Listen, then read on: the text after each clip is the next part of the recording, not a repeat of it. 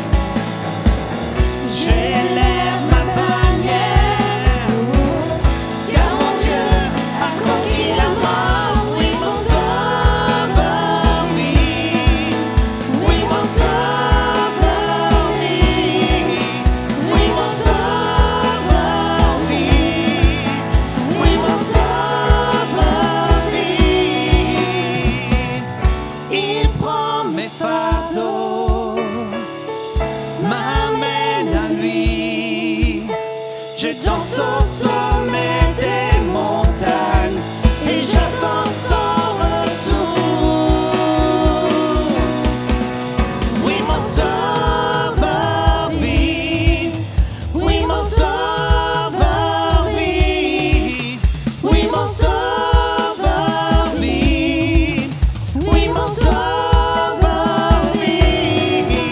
Oui, mon sauveur vit. Oui, mon sauveur vit. Oui, mon sauveur vit. Oui, mon sauveur vit. Alléluia.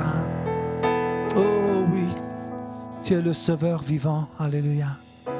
Oh, gloire à toi, Jésus. Alléluia. Alléluia. Sois élevé, Seigneur. Alléluia. Alléluia.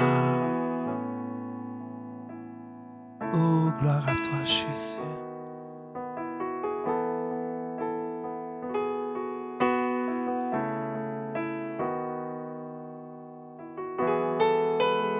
Oh, alléluia.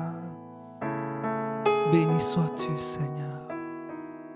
Saint, tu es saint, Seigneur. Saint, il est saint. Saint est le Seigneur. Saint, il est saint. Saint est le Seigneur, tu es saint. Saint, il est saint. Saint est le Seigneur. Saint, il est saint. Saint est le Seigneur.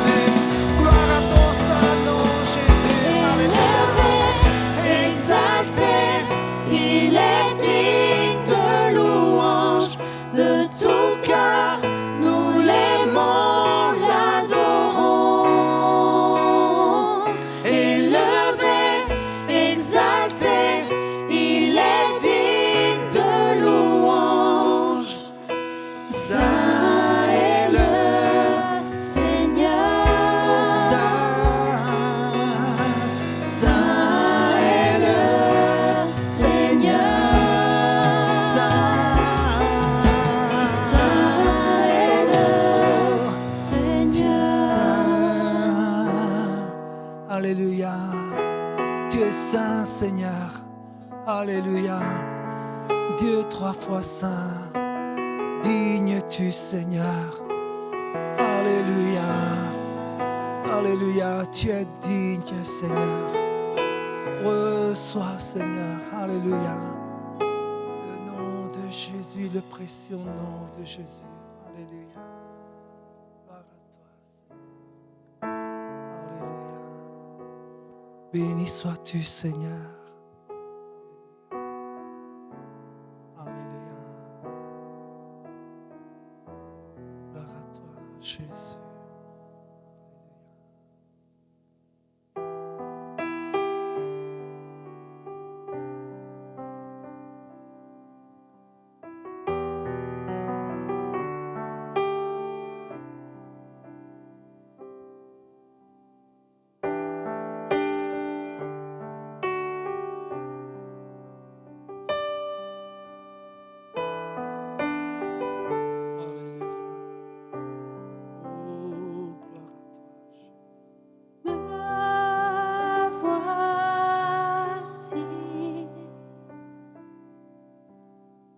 Genoux devant ta face, libre par le don de ta grâce. Me voici,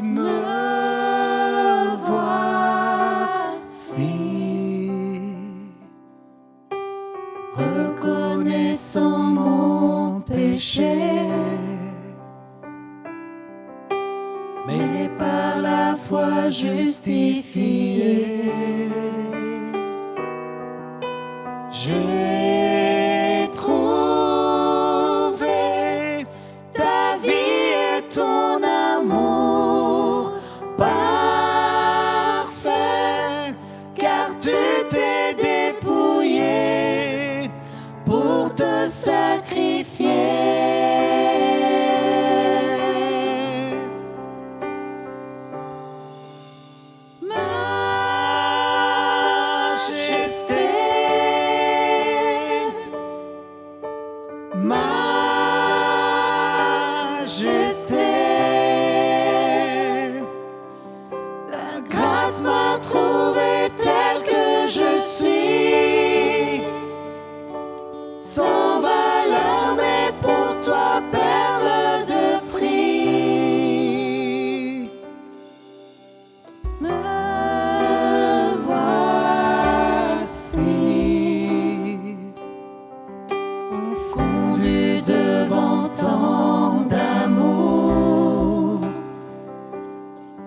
J'accorde le pardon à mon tour. me voici.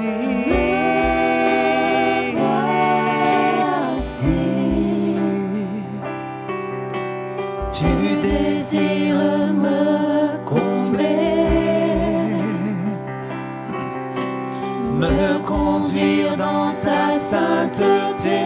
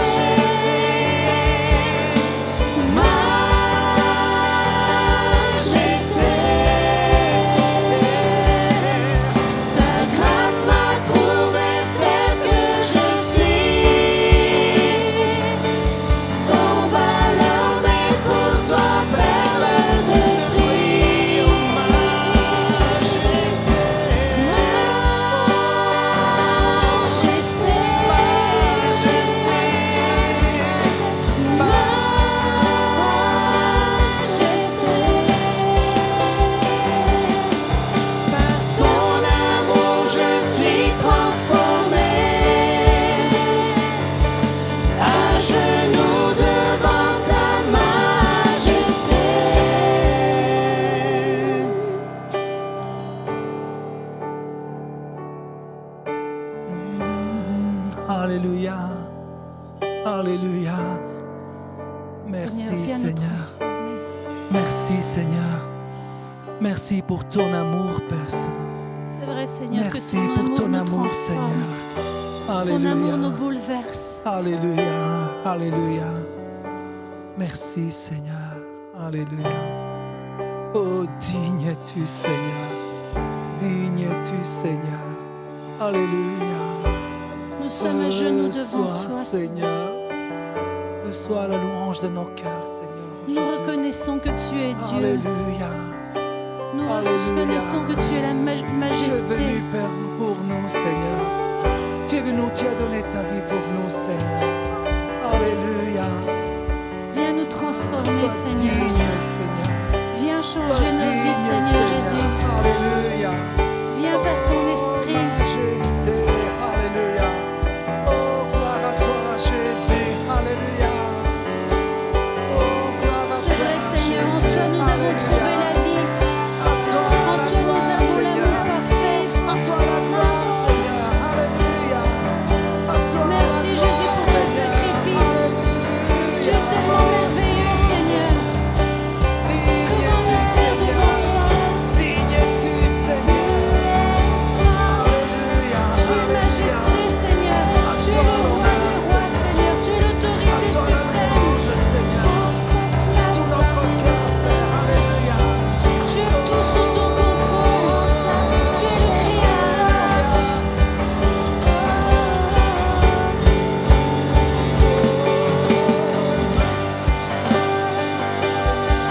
À toi la majesté, Tu es Seigneur. merveilleux, Toi Seigneur. le grand, toi le majestueux, Seigneur. À toi la louange et la gloire. Merci pour ta grâce.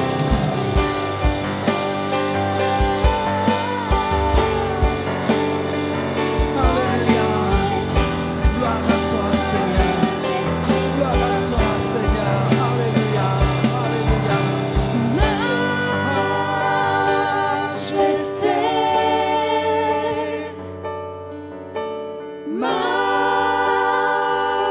Majesté. Ta grâce m'a trouvé tel que je suis, sans valeur, mais pour toi, perle de prix.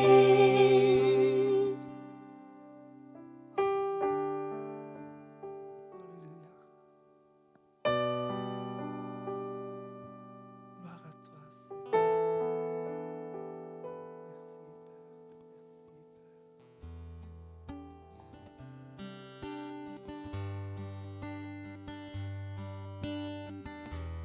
Merci, Père. Bien avant le chant qui créa l'univers, bien avant l'esprit qui planait sur la terre, bien avant que tu me formes de la poussière, oh, tu rêvais du jour où tu pourrais m'aimer. Bien avant les premiers battements de mon cœur, bien avant que je m'éveille à ta douceur, bien avant mes doutes, mes joies et mes douleurs, oh, tu rêvais du jour où je pourrais t'aimer. Tu rêvais du jour où je pourrais t'aimer. Abba, Père, je suis à toi.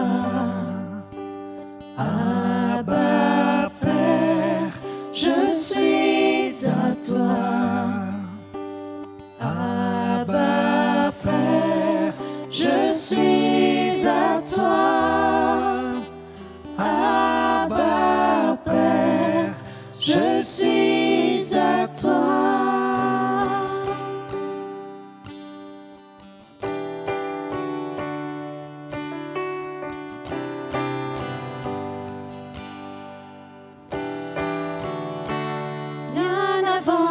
que Jésus marche sur la terre. Bien avant le Fils qui nous montre le Père. Bien avant que les cieux sur moi soient ouverts. Oh, tu rêvais du jour où tu pourrais m'aimer. Bien avant que mon péché brise ton cœur. Bien avant que coule le sang et la sueur. Bien avant les clous, le froid et la douleur. Oh, tu rêvais du jour où je pourrais t'aimer. Tu rêvais du jour où je pourrais t'aimer. Abba Père, je suis à toi. Abba Père, je suis à toi. Abba Père, je suis à toi. Abba Père, je suis à toi.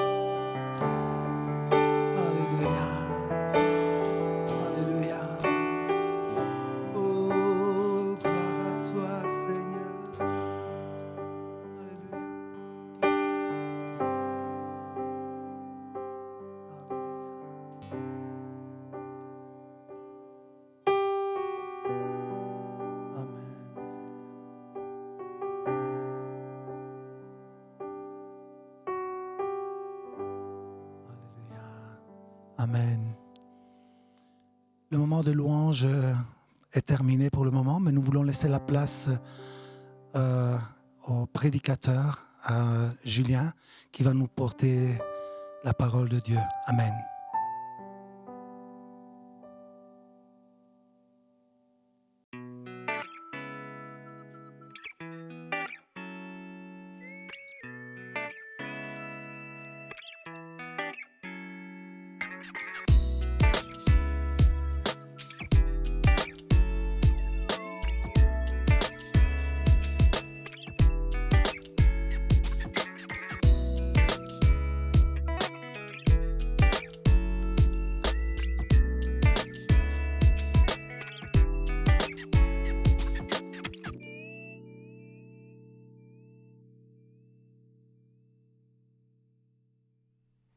Bonjour Bethel, c'est un honneur vraiment pour moi de vous apporter la parole de Dieu ce matin. Sachez que vous me manquez beaucoup, j'aurais vraiment aimé pouvoir vous donner ce message en présentiel, mais bon, voilà, la situation est comme elle est. En tout cas, j'espère que vous allez bien. Sachez que pour moi aussi, tout va bien et que le stage vraiment se passe super bien aussi, malgré le fait que voilà, les églises sont quand même fermées. Bon, voilà, on fait comme on peut, comme on dit. J'aimerais commencer par prier. Seigneur, merci pour ta parole. Merci parce que tu veux parler à nos cœurs, tu veux parler à nos vies ce matin. Et je te prie vraiment que ce matin, tu puisses nous apporter, Seigneur, une parole qui va nous donner force et courage, Seigneur, pour revenir dans ta présence encore plus fort, Seigneur. Vraiment, je te prie pour chaque personne qui regarde ce message ce matin, que tu bénisses chaque famille, chaque personne, et vraiment que tu fasses une œuvre nouvelle dans chacune de nos vies. Amen. J'aimerais commencer par vous poser une question. Est-ce que ça vous est déjà arrivé de te demander où était passé Dieu? Après tout, on vit quand même des choses qui sont parfois assez compliquées, assez difficiles et surtout actuellement. Bon, c'est sûr qu'on vit une pandémie qui, je ne dirais pas qu'elle n'a pas de précédent, mais en tout cas qui bouleverse nos vies à un point qu'on n'aurait peut-être jamais imaginé.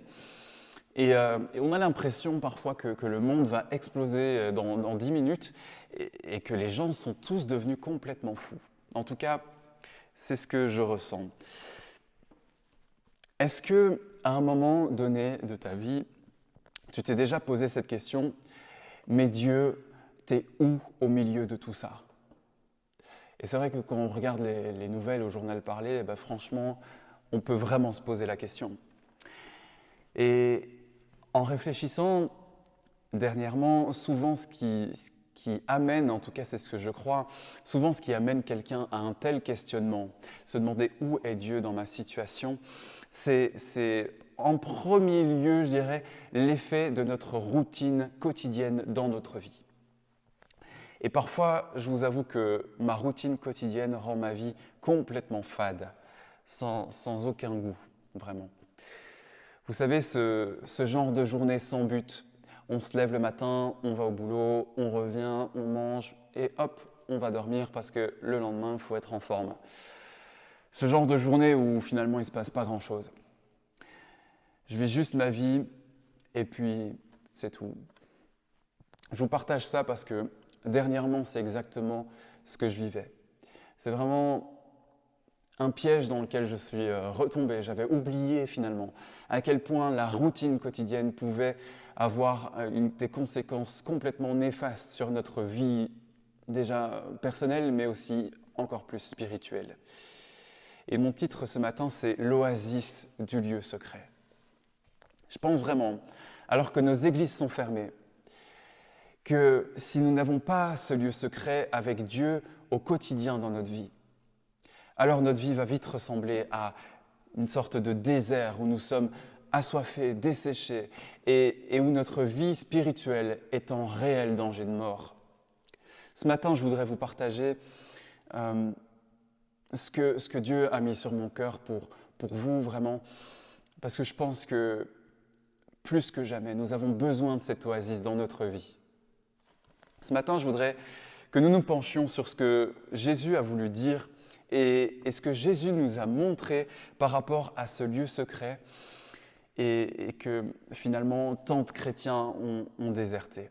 Je voudrais prendre mon premier point, Qu'est-ce que le lieu secret ? En premier lieu, je pense qu'il est important de chercher bibliquement ce qu'est ou ce que Jésus a voulu dire en parlant du lieu secret.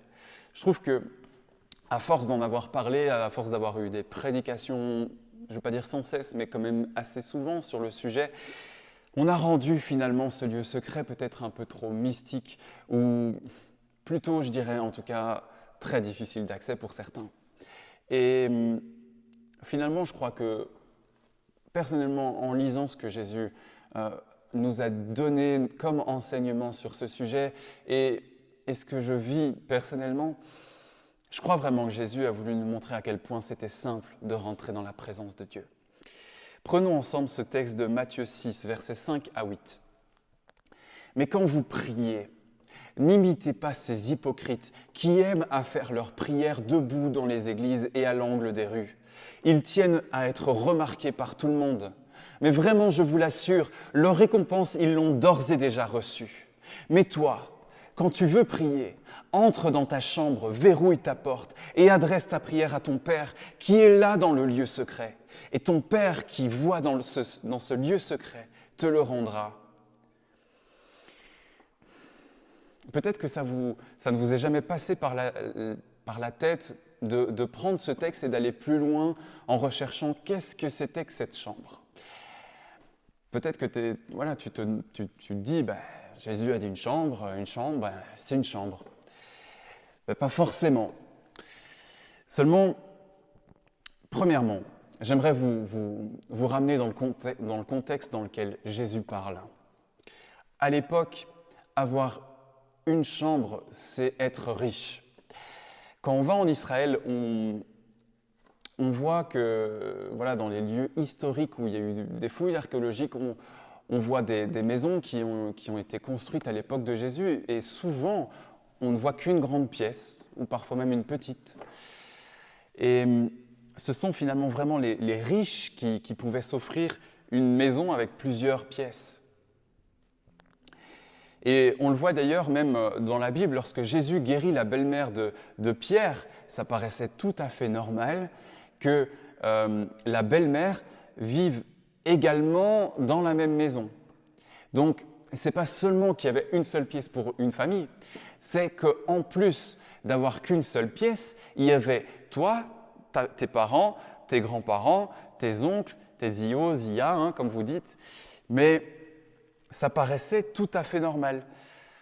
Alors, si Jésus parle d'une chambre, de quoi est-ce qu'il a voulu parler s'il savait que les gens en face de lui n'avaient pas de chambre ? Ici, dans cet enseignement que Jésus donne dans Matthieu 6, le thème principal, c'est la prière. En tout cas, dans ce texte de Matthieu 6 qu'on a pris juste avant. À l'époque, ce qu'il faut se dire, c'est que Jésus était un rabbin. Et il était un rabbin qui enseigne à des juifs. Et les juifs ont des rituels très précis et ils respectent vraiment à la lettre ce que Jésus a demandé, ce que Dieu leur a demandé dans la Torah pour rentrer dans la présence de Dieu. Et il y a vraiment de nombreuses choses, de nombreux habits et de nombreuses façons de faire les choses. Et si un jour vous avez même l'occasion de vous rendre en Israël, vous verrez que il y a un habillement, il y a toute une, je ne vais pas dire une cérémonie, mais presque. Et je voudrais vous montrer une photo justement de leur façon, je dirais, de prier.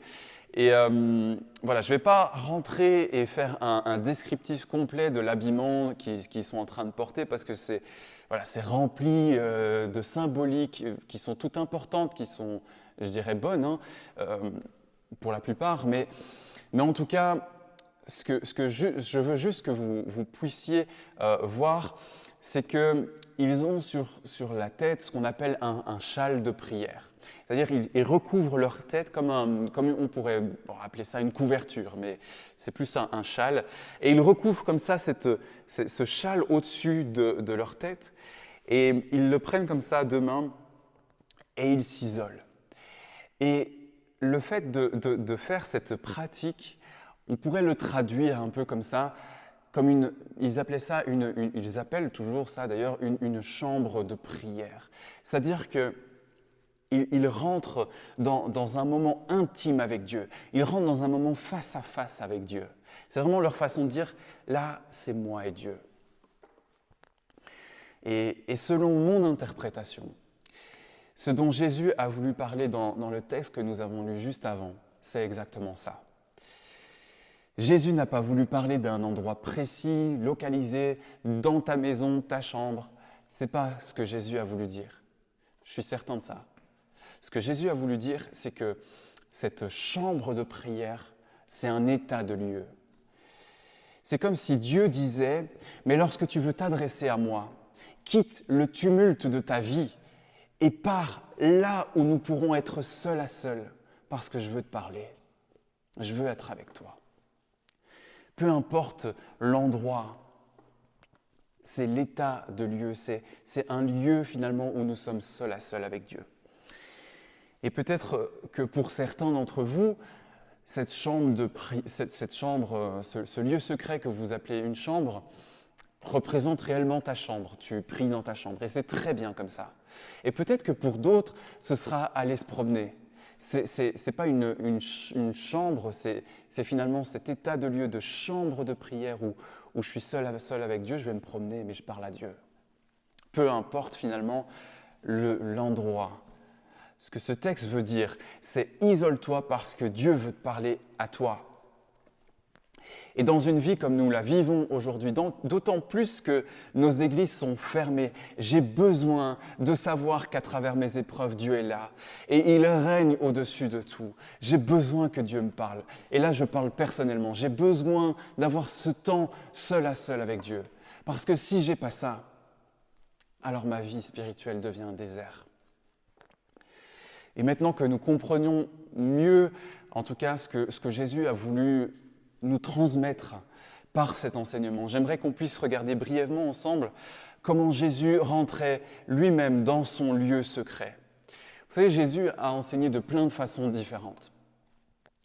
Mais il a aussi enseigné par sa conduite, par sa façon de vivre et son mode de vie.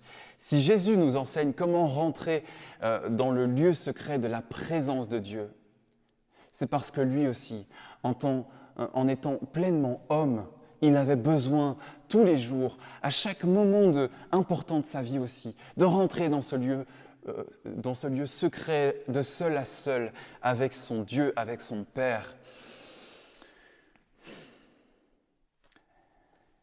Mon deuxième point, c'est la vie de prière par l'exemple de Jésus. Comment est-ce que Jésus a fait pour rentrer dans la présence de son Père ? La première chose qu'on peut déduire sur la vie de Jésus, c'est qu'il était un homme qu'on pourrait appeler très occupé. Lorsqu'il ne prêchait pas, il était en voyage vers un autre village, une autre ville pour répandre la bonne nouvelle, ou alors il était en train de guérir les malades, il était en train de chasser les démons. Jésus a eu une vie remplie comme nous ne pourrions même pas la supporter, je pense. Et vous me direz, ouais, mais bon, quand on lit la Bible, mais il y a quand même du temps entre les choses pour se reposer. La Bible dit qu'il n'est pas encore écrit, que les évangiles n'ont pas pu être écrits dans la totalité de toutes les actions que Jésus a pu faire durant toute sa vie, sinon on n'aurait même pas assez d'une vie pour lire tout ce qu'il a fait. C'est pour nous rendre compte de la vie complète que Jésus a pu vivre. Et pourtant, Jésus avait pris le temps de rentrer dans ce lieu secret avec Dieu. Il ira même jusqu'à dire dans Matthieu 8:20 qu'il n'a même pas un endroit où poser sa tête, tellement il est occupé. Pourtant, Jésus prenait le temps de se rendre dans son lieu secret avec une assiduité que nous avons beaucoup de mal à atteindre. Je voudrais lire avec vous le texte de Luc 5, versets 15 à 16. La réputation de Jésus se répandait de plus en plus. Aussi, de grandes foules affluaient pour l'entendre et pour se faire guérir de leur maladie. Mais lui, se retirait dans des lieux déserts pour prier. Luc 6 au verset 12, vers cette même époque, Jésus se retira sur une colline pour prier et il passa toute la nuit à prier Dieu. Vous voyez sûrement là où je veux en venir. Pour rentrer dans ce lieu secret, il faut prendre le temps d'y aller. C'est plutôt simple. Je dirais même que c'est très simple. Et nous aussi, aujourd'hui, nous avons des vies qui vont à 100 à l'heure. Alors peut-être que, voilà, du fait qu'on est un peu limité dans ce qu'on peut faire aujourd'hui, ok, on a peut-être un peu plus de temps. Mais réfléchissons à une situation normale. Nos vies sont complètement overbookées. Et elles sont, voilà, remplies de stress, remplies de complications. Voilà, parfois, on vit des journées et on n'a qu'une envie, c'est rentrer chez soi et aller dans son lit. Et tu me diras peut-être qu'à l'époque, il y avait moins de stress, que voilà, c'était différent. Peut-être. Mais c'est toujours possible de prendre le temps d'aller dans ce lieu secret. Moi, ce que je me dis, c'est que nous avons les mêmes 24 heures que Jésus a eues. Nous avons les mêmes 24 heures que tous les prophètes dans l'Ancien Testament ont eues. Et nous avons aussi les mêmes 24 heures que les apôtres ont eues après Jésus. Pense même peut-être juste au rythme de vie de Paul. Paul, il était constamment en train de bouger d'un lieu à un autre. Il a fait naufrage, il a été en prison, puis il implantait des églises, puis il revenait, il se faisait lapider. Paul a eu une vie, je ne sais même pas si je pourrais vivre sa vie. On a tous les mêmes 24 heures, seulement ce que tu vas faire de tes 24 heures, c'est toi qui le décides. Si tu décides dans le fond de ne pas aller dans ce lieu secret, c'est toi qui le décides. Tu me diras, oui, mais voilà, il y a la famille, il y a tout. Il y a toujours moyen, il y a toujours moyen. Si on veut, on peut. Parfois, ce que je fais, c'est ce qu'on pourrait appeler un jeûne de réseaux sociaux. Voilà, je vous rassure quand même, parfois je jeûne vraiment, comme voilà, ce que la Bible enseigne. Mais je pense aussi que dans ce que la Bible parle du jeûne, il y a aussi des jeûnes qu'on peut faire de notre téléphone et ici peut-être plus précisément des réseaux sociaux. Je vous explique pourquoi. Selon un rapport très détaillé de mon téléphone, durant la dernière semaine, j'ai passé environ 5 heures par jour sur les réseaux sociaux. 5 heures par jour. Ok. Tu me diras, comment tu as fait ? Eh bien, je ne sais pas. Je ne sais pas comment j'ai fait pour rester 5 heures sur les réseaux sociaux. Alors, peut-être que ça en choque certains. Vous êtes en train de vous dire, alors là, franchement, stagiaire, pasteur, 0. Non, mais moi, ce que je peux vous dire, c'est que ces 5 heures que peut-être moi je passe sur les réseaux sociaux, toi, tu les passes ailleurs. Et dans ta vie, je suis certain, si on regarde ensemble, qu'il y a des choses qui prennent beaucoup de place, que Dieu pourrait prendre, que tu pourrais prendre pour entrer dans ce lieu secret avec Dieu. Soyons honnêtes. Et durant le premier confinement, j'ai vraiment réalisé ça. J'ai vraiment réalisé que si dans ma vie personnelle, je ne prenais pas le temps d'aller dans le lieu secret, rencontrer mon Dieu, alors ma vie ressemblerait très vite à un désert. Je dis ça pourquoi ? Parce que avec l'Église, surtout, bon voilà, là j'étais aussi à Mulhouse, etc., mais avec l'Église, on prend l'habitude de remplir nos vies spirituelles de ce que l'Église nous apporte. Pourtant, une fois que nous serons devant Dieu, ce n'est pas la vie d'Église qui sera mise en cause, c'est ta vie à toi. Et durant ce premier confinement, j'ai vraiment réalisé ça et j'ai même posté une phrase. Voilà, c'est pas parce que je l'ai écrit, mais je la trouve inspirante. Je pense que j'étais vraiment inspiré par le Saint-Esprit en l'écrivant. Et voici ce que ça dit. La plus grande utilité de Twitter, Facebook, Instagram, et tu peux mettre ce que tu veux après. La plus grande utilité de tout ça sera de révéler au dernier jour que le manque de prière dans ma vie ou dans nos vies n'était pas dû à un manque de temps. Je pense vraiment que, et là voilà, je vous partage ma vie, mais je pense vraiment que personnellement, si je ne prends pas garde, si je passe plus de temps sur les réseaux sociaux que dans la présence de Dieu, quand j'arriverai devant Dieu, il me dira, tu vois, tu as passé plus de temps à regarder la vie des autres plutôt que de venir dans ma présence pour remplir ta vie d'une source de vie, d'une source de joie. La deuxième chose que je voudrais vous montrer à travers le ministère de Jésus, c'est qu'il nous faut prier peu importe les circonstances. Dans toutes les circonstances de nos vies, il faut prier. Pourquoi je dis ça? Lorsque Jésus a été baptisé, il sort de l'eau, il prie, et c'est dans cette réjouissance que le ciel s'ouvre. Et vous connaissez la suite. On le lit ensemble. Luc 3, verset 21. Comme tout le peuple se faisait baptiser, et qu'après avoir été baptisé, lui aussi, on parle de Jésus, Jésus priait, et le ciel s'ouvrit. Puis, lorsqu'il doit choisir ses disciples, il va commencer à prier pendant toute la nuit. Luc 6, verset 12. À cette époque-là, Jésus se retira sur la montagne pour prier. Il passa toute la nuit à prier Dieu.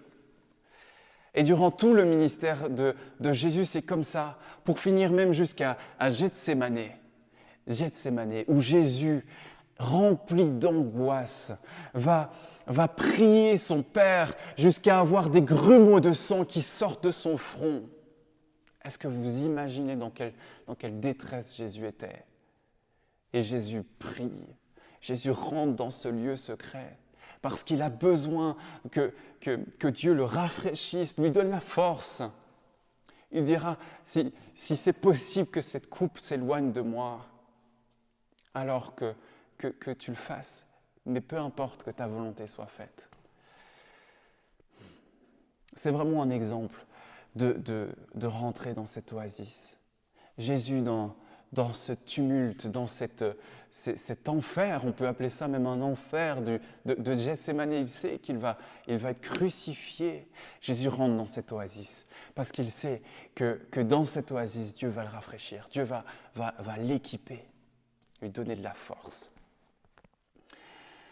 Comme Jésus, durant toute notre vie chrétienne, nous avons besoin d'être touchés par Dieu tout à nouveau, et chaque jour. Chaque moment que nous vivons est toujours différent et Dieu a toujours une manière différente pour nous équiper ou pour nous parler. Dieu a une parole pour toi, pour chaque moment que tu vis. Pour le moment que tu es en train de vivre en ce moment, Dieu a une parole pour toi. Seulement si tu ne te rends pas dans ce lieu secret, tu ne pourras pas obtenir cette parole qui changera à tout jamais la situation que tu es en train de vivre. Dans chaque moment, bon comme mauvais, va voir ton Dieu dans ce lieu secret, même si c'est un combat, parce que ça peut réellement changer la situation d'un extrême à l'autre. Je voudrais prendre un dernier point avec vous. J'aimerais terminer par vous dire pourquoi c'est important pour chaque chrétien de rentrer dans cette oasis du lieu secret. Je voudrais vous montrer une photo que j'ai moi-même prise d'un oasis en Israël. Ce lieu fait rêver. Et vraiment, quand j'étais là-bas, je contemplais la grâce de Dieu. Mais je suis sûr que pour plusieurs d'entre vous, ça serait un rêve que de se rendre dans un endroit pareil. Imaginez, vous êtes en plein désert. Vous rentrez, alors bon, forcément, voilà, c'est un peu équipé maintenant, donc il y a un parking quand même, voilà. Mais vous rentrez et là, c'est une verdure. Voilà, l'eau, elle est transparente, l'eau, elle est chaude, elle est juste à la bonne température, rafraîchissante, au milieu de palmiers, etc. C'est un endroit luxuriant. Pourtant, cet endroit de rafraîchissement, au milieu du désert, cet endroit luxuriant où on se sent vraiment privilégié, cet endroit qui nous redonne des forces avant de repartir dans le désert, est disponible pour chacun de nous spirituellement. Ce que je souhaite pour chacun de nous, pour chacun de vous aussi, c'est de vivre les bontés de Dieu à chaque jour de votre vie. Je vous assure que c'est possible. Je vous assure que Dieu peut bénir ta vie à chaque jour d'une manière différente, vraiment. Mais si ta vie de prière et ta vie spirituelle ressemblent à un vrai désert, où finalement on ne trouve rien d'autre que de la poussière, comment penses-tu vivre tout ce que la Bible et tout ce que Dieu a prévu pour toi. Vous savez, quand j'ai réalisé finalement que me battre pour ma vie, à moi, essayer de faire de ma vie quelque chose de bien, ça menait à rien du tout, et que j'ai accepté avec humilité de m'abandonner à Dieu, de lui dire « Ok, moi je n'ai pas pu faire ce que je voulais, ma vie elle tourne en rond, alors vas-y, montre-moi si tu peux le faire. » Aujourd'hui, je vous assure que je regretterai jamais ce moment et vraiment, je vis des temps bénis, je vois la main de Dieu parfois agir de manière miraculeuse.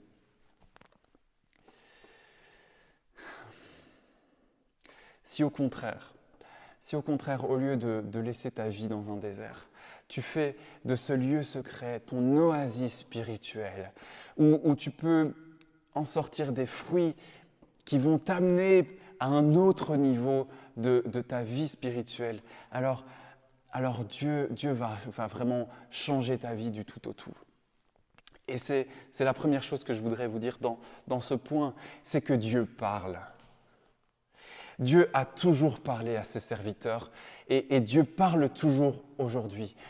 On a ce texte qui dit « Dieu est le même hier, aujourd'hui et éternellement ». Et si Dieu a parlé aux prophètes, Dieu a parlé à son peuple, Dieu a parlé au travers de Jésus, au travers des apôtres, Dieu veut et Dieu peut te parler encore aujourd'hui. Acte 2, versets 17 à 18. « Voici ce qui arrivera, dit Dieu. Dieu te donne une promesse dans les jours de la fin des temps. » Ok, si on voudrait donner un titre de film à 2020, on pourrait appeler 2020 Apocalypse Now. C'est l'apocalypse. On a cru vivre une année où Jésus était derrière la porte. Bon, ok, il se tient toujours derrière la porte, mais vraiment, je pense qu'on a vécu une année de fou. Ok, qui sait ce que 2021 nous apportera, mais c'est pour vous dire que nous sommes dans ces jours de la fin.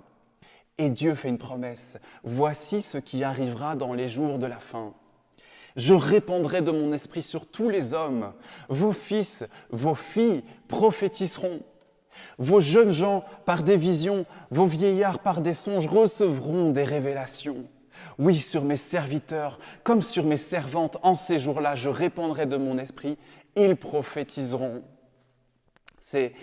Ici, Dieu fait une promesse de parler à chacun de nous de plusieurs manières différentes, mais dans le seul but de nous parler, de nous conduire, de nous aider, de nous équiper à chaque jour. Et c'est ce qu'on voit dans le jardin d'Éden. Dieu se promenait dans le jardin et parlait directement avec Adam et Ève. Et lorsque le péché est rentré dans le monde, cette relation de proximité que Dieu avait avec Adam et Ève a été brisée. Mais Dieu avait un plan. Dieu a tout de suite, et il avait déjà ce plan. Il enverrait son Fils comme rédempteur de notre péché. Et il ferait encore plus. Il enverrait son esprit en chacun de nous pour pouvoir nous parler tout à nouveau, en cœur à cœur et quotidiennement. Cette promesse, nous pouvons la vivre et nous la vivons en ce moment. C'est le Saint-Esprit qui a été envoyé pour nous.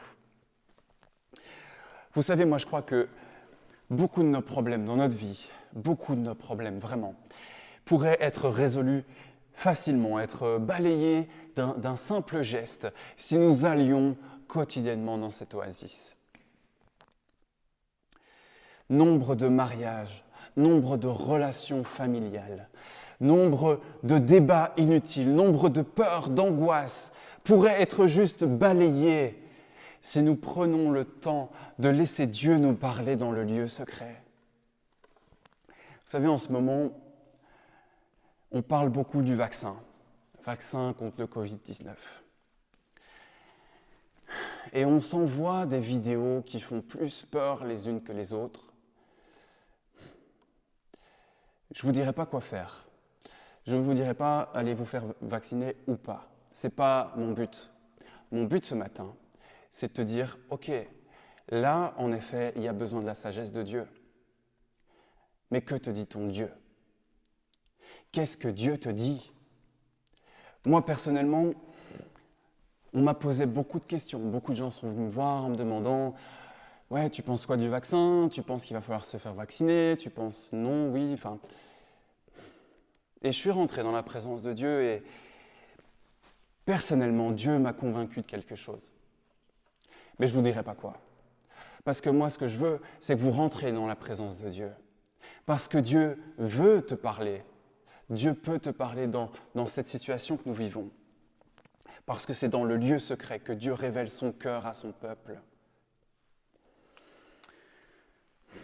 Le fruit que ça engendre, le fruit qu'engendre la parole de Dieu dans notre vie, c'est une paix indescriptible, parce que je sais que Dieu est avec moi dans ce moment difficile, que Dieu m'écoute, que Dieu me prend dans ses bras, que Dieu me rend fort, que Dieu m'équipe pour ce moment que nous vivons. Philippiens 4, versets 6 à 7. « Ne vous inquiétez de rien, mais en toute chose, faites connaître vos besoins à Dieu par des prières et des supplications dans une attitude de reconnaissance. Et la paix de Dieu, qui dépasse tout ce que l'on peut comprendre, gardera votre cœur et vos pensées en Jésus-Christ. Ne vous inquiétez de rien, mais priez Dieu. » C'est ce que la Bible enseigne. Le deuxième fruit que je voudrais voir avec vous, c'est le fait que ce lieu secret nous procure une foi forte et vivante. Vous me direz, oui, mais bon, j'ai la foi quand je crois en Dieu, voilà, on peut argumenter. Non, il y a quelque chose de plus. Quand on rentre dans ce lieu secret, quand on rentre dans la présence de Dieu quotidiennement, quand on sait que Dieu est avec nous au quotidien, il se passe des choses où Dieu va nous challenger dans notre foi, mais aussi Dieu va nous demander vraiment d'aller plus loin dans notre foi et va nous rendre encore plus forts, en tout cas, dans notre foi. Vous savez, dans des moments où tout paraît impossible, Dieu est le Dieu de l'impossible. Vous direz, Amen, c'est génial. Mais après avoir parlé, après que Dieu t'ait parlé, Dieu va te donner la force, les idées et tout ce que tu as besoin pour traverser cette tempête que tu vis. Ce n'est pas juste que Dieu parle, Dieu va te donner la voie à suivre. Et j'aimerais vous raconter un témoignage d'une amie à moi. Elle s'appelle Ingrid. Et voilà, c'est l'étudiante qui logeait dans la même famille que moi durant mes études à l'Institut JSP à Mulhouse. Donc on logeait ensemble, donc c'est sûr que bon voilà, on a un peu plus partagé. Et elle m'a raconté un témoignage que je voudrais vous rendre encore ce matin, alors qu'elle était en dernière année d'architecture. Elle devait passer son jury pour obtenir son diplôme.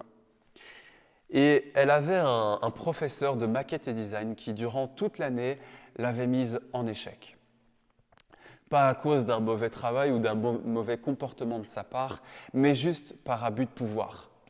Il refusait obstinément de lui mettre ne serait-ce que la moyenne. Et une semaine avant le jury final, ses autres professeurs ont essayé un peu de lui dire, de l'avertir que c'était quasiment impossible pour elle de réussir ce jury, en tout cas du premier coup.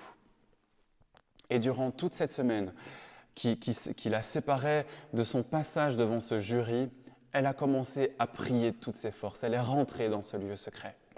Et le jour J, elle devait récupérer ses plans et son dossier à l'imprimerie. Donc, juste avant, elle s'est rendue à la banque pour retirer l'argent dont elle avait besoin pour payer l'imprimerie. Mais lorsqu'elle introduit sa carte dans la machine, sa carte a été bloquée dans l'appareil. Et bon, c'est pas qu'elle ait fait une erreur particulière ou qu'il n'y avait plus d'argent, la carte s'est bloquée, on n'a même pas compris pourquoi, ça reste toujours un mystère pour elle, elle me dit. Et C'est même au point où l'employé de la banque a essayé d'ouvrir la machine, mais impossible. Ensuite, elle s'est rendue au guichet avec une autre carte en espérant pouvoir sortir de l'argent. Et là, de nouveau, bug informatique énorme, impossible de sortir cet argent. À ce moment-là, elle est retournée dans sa voiture. Et je dirais, elle est retournée dans son lieu secret, dans sa voiture. Et elle a commencé à prier. Elle m'a partagé sa prière. Elle a dit, « Seigneur, j'ai tenu bon jusqu'ici, mais là, je dois passer devant mon jury dans 1 heure. Et je n'ai rien. J'ai pas de plan, j'ai pas de dossier, et j'ai un homme qui n'attend qu'une seule chose, c'est de me faire la peau. Seigneur, ta parole dit que celui qui invoque le nom du Seigneur sera sauvé. Je suis ton enfant et nul ne tiendra devant toi. Tout comme le Pharaon, j'arriverai avec à mon jury, et il sera mis en échec. Je vais réussir mon jury. » Après avoir prié cette prière, elle a eu cette pensée immédiatement qui lui est venue du Saint-Esprit qui disait « Je suis le Dieu de l'impossible et le miracle, c'est ma spécialité. » Du coup, elle a eu cette conviction en elle qu'elle devait se rendre à l'imprimerie, coûte que coûte.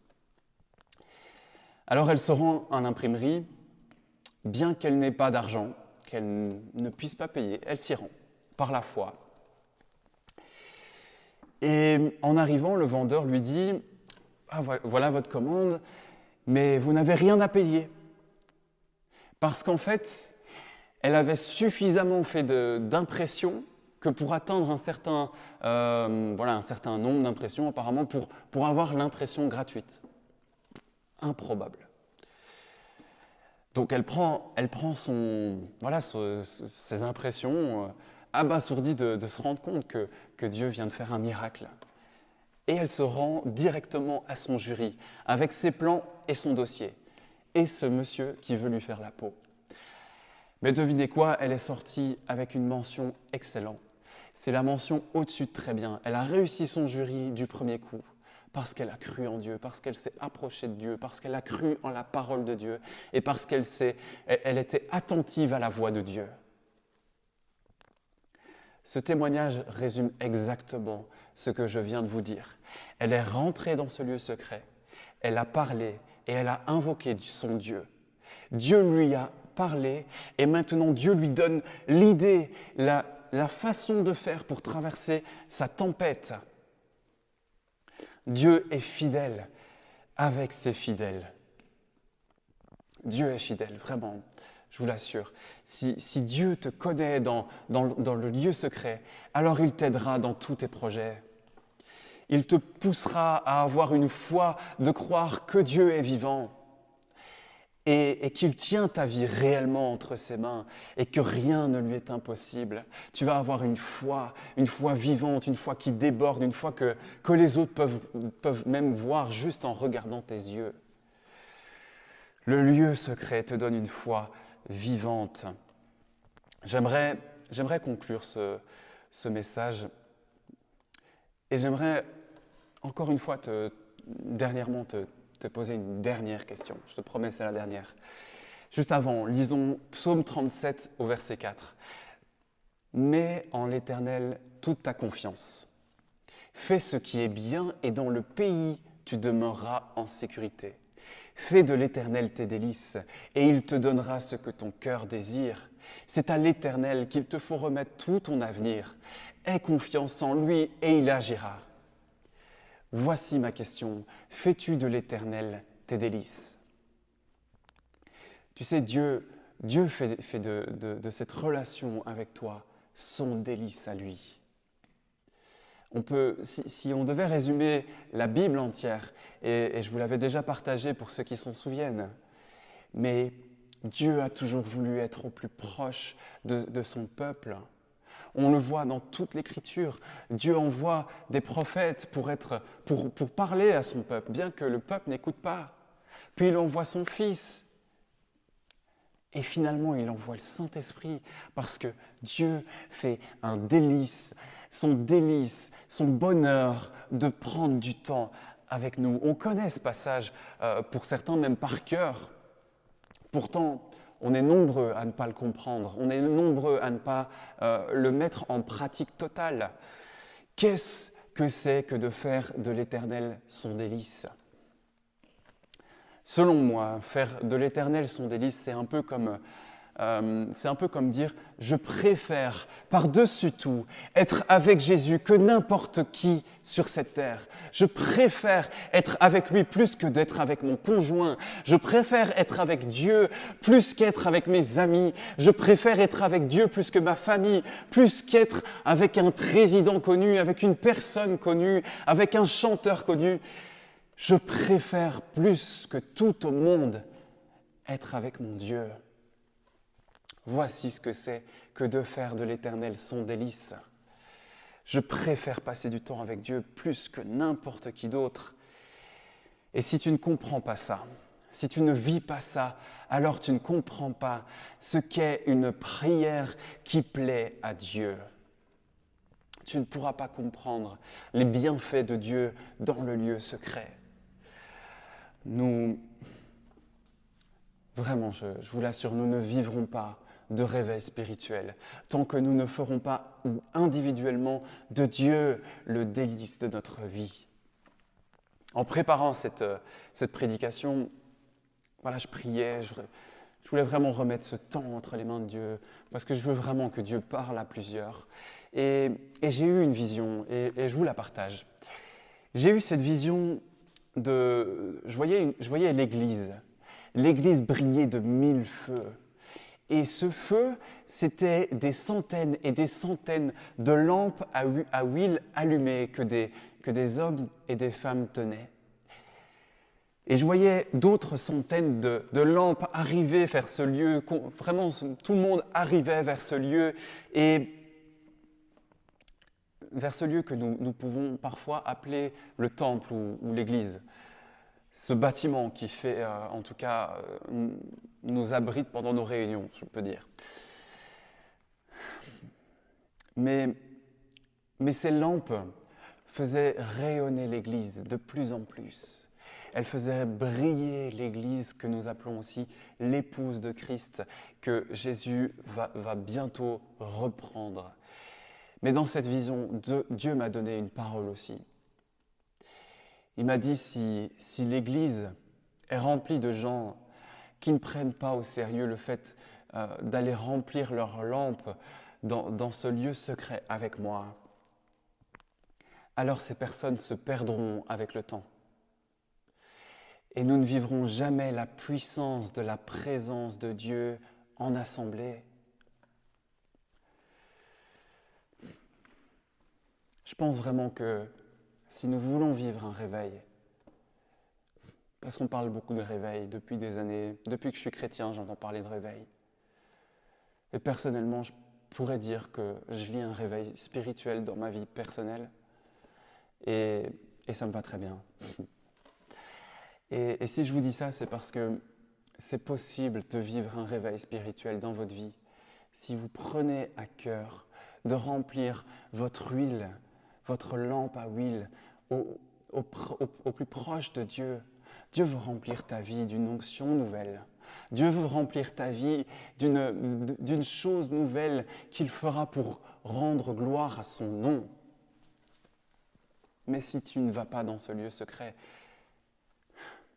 tu ne pourras pas vivre ces choses. Est-ce que tu vas prendre au sérieux ta vie spirituelle ?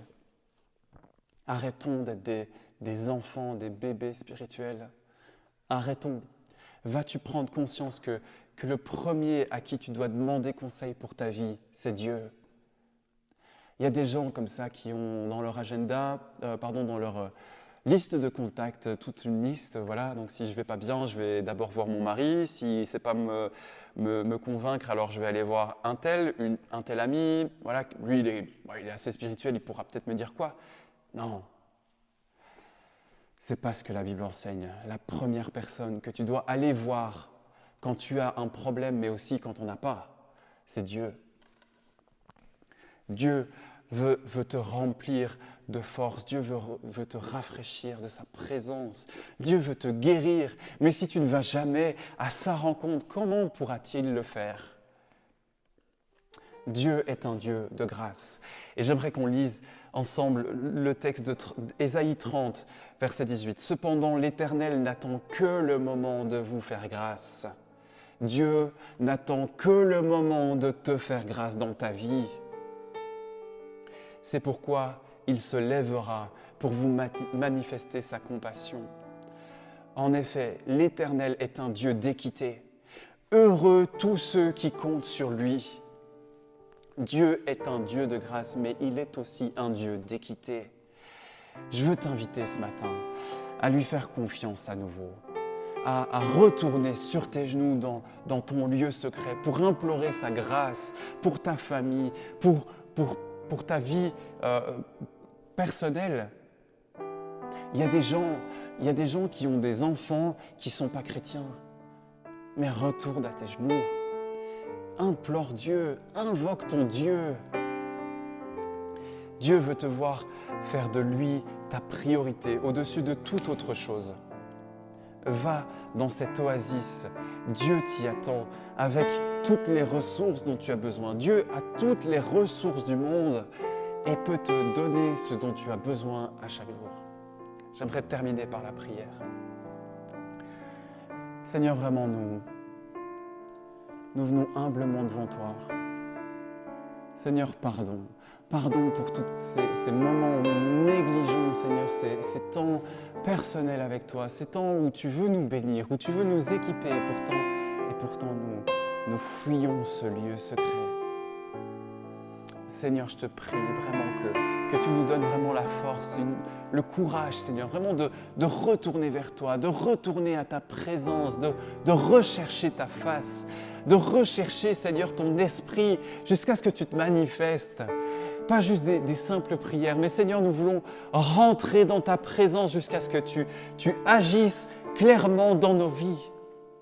Seigneur, je te prie pour mes bien-aimés qui regardent ce culte en cet instant.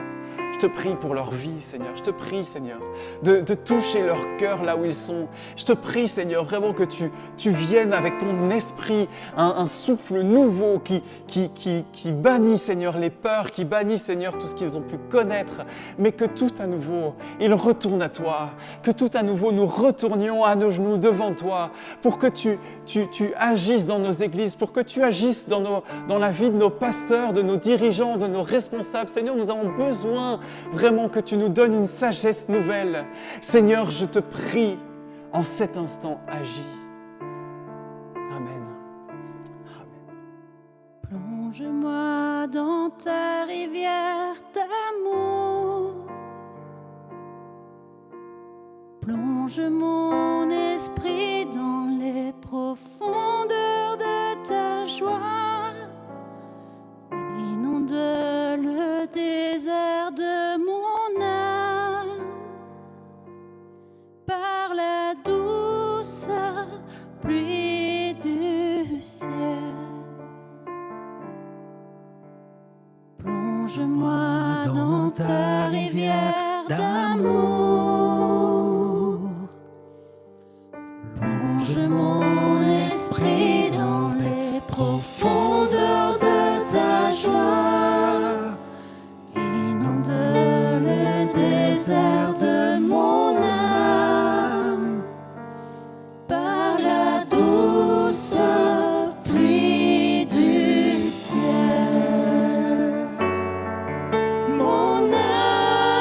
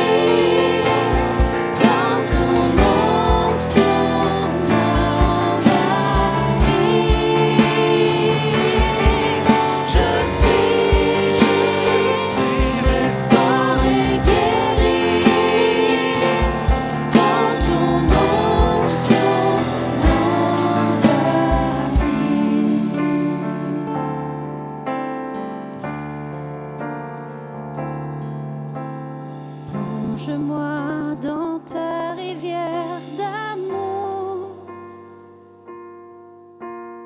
Plonge mon esprit dans les profondeurs de ta joie. Inonde le désert de mon âme par la douce pluie du ciel.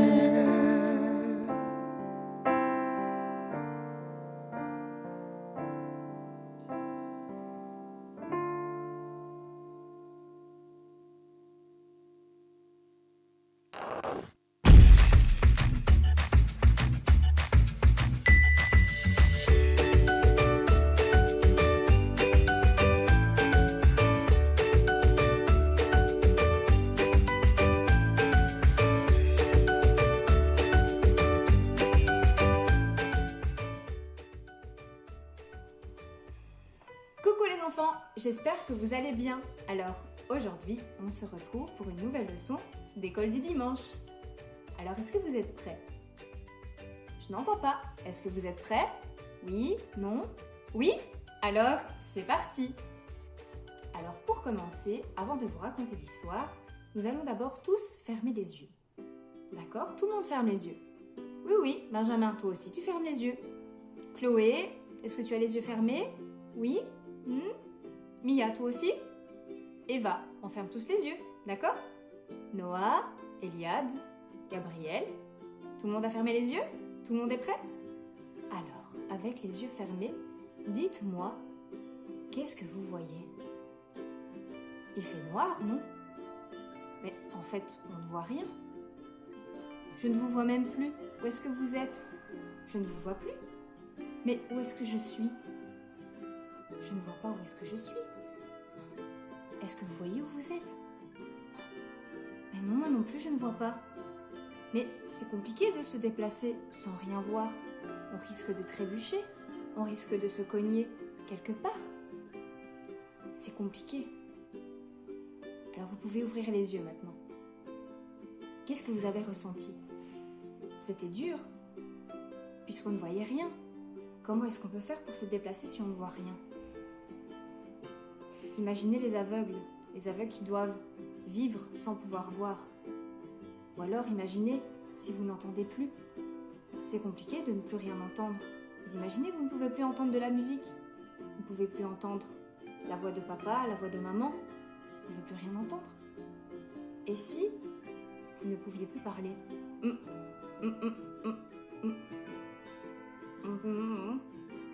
ne sait plus parler.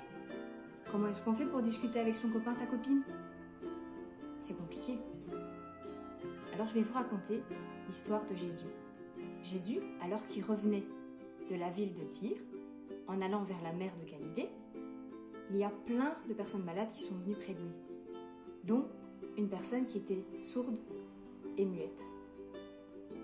Alors sa famille a été demandée à Jésus, « S'il te plaît Jésus, est-ce que tu peux guérir? Est-ce que tu peux le guérir, s'il te plaît, Seigneur ?» Alors Jésus, il a posé ses mains sur les oreilles et sur la bouche du malade. Et il a dit, « Maintenant, entends et parle. » Et tout d'un coup, le monsieur a pu enfin entendre et parler. Et puis Jésus, tout en continuant sa route, il entend qu'on l'appelle. « Jésus, Seigneur, s'il te plaît, guéris-moi, guéris-moi, je suis aveugle, Seigneur. » Il se retourne et en fait c'était un aveugle. L'aveugle le suppliait de le guérir. Alors Jésus s'est approché de lui. Il a pris de la terre qui était par terre. Il a mouillé la terre pour en faire de la boue et l'a mis sur les yeux de l'aveugle. Et Jésus dit, maintenant, vois. Et tout d'un coup, l'aveugle a pu voir.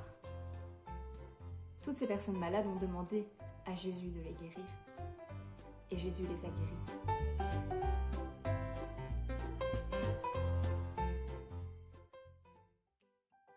Alors maintenant, passons au verset du jour. Le verset, c'est « Demandez et l'on vous donnera. Cherchez et vous trouverez. » On répète ? Demandez et on vous donnera.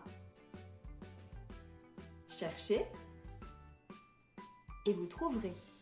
Une dernière fois. Demandez et l'on vous donnera. Cherchez et vous trouverez. C'est dans Matthieu, chapitre 7, verset 7. Alors maintenant, passons au bricolage. Pour le bricolage, vous avez besoin de crayons de couleur ou de marqueurs, d'une paire de ciseaux, de papier collant et du modèle pour le bricolage. Première étape, colorier avec des crayons de couleur ou des marqueurs. Deuxième étape, découper le petit personnage, sans oublier son visage. Troisième étape, coller les deux petites languettes à l'arrière du personnage à genoux et de son visage. Quatrième étape, faire glisser la grande languette du visage derrière le petit personnage à genoux. Et voilà, maintenant, tu peux même raconter l'histoire en faisant l'aveugle qui ne voit pas, et puis Jésus qui le guérit, et l'aveugle qui voit à nouveau. Voilà les enfants, c'est tout pour aujourd'hui. Je vous fais plein de gros bisous, et à la prochaine. Mouah.